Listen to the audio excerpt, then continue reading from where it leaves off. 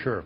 Some new information on crime in America, and gun rights supporters are taking note. You might recall the Supreme Court struck down strict handgun bans that were in place in Chicago and Washington, D.C. At the time, Chicago's mayor predicted the streets would look like the Wild West. So is that happening? William LaJeunesse live in Los Angeles for us. William?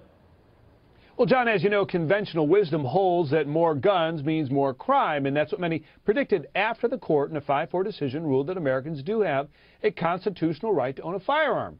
And yet, while gun ownership is at an all-time high, crime is down.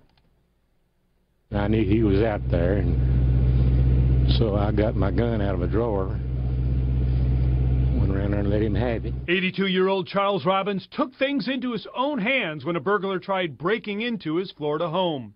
Many predicted incidents like this would increase after the Supreme Court overturned gun bans in Chicago and Washington, D.C. More handguns in the District of Columbia will only lead to more handgun violence. But so far, statistics say something else.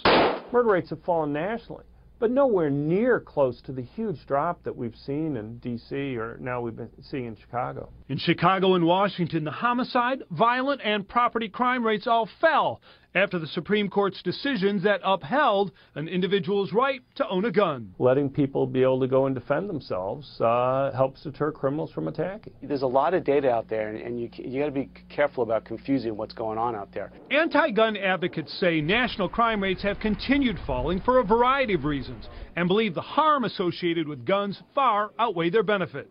Their most recent case in point, the school shooting in Ohio. We do have still 30,000 gun deaths a year, and what's interesting is there's also a trend that there are more gun injuries. Now, homicide is down, he argues, because more gunshot victims survive. But gun advocates argue that crime is down because when law-abiding people have guns, criminals think twice, John, about using theirs. William LaJeunesse. Interesting. William, thank you. Well, 4 of America's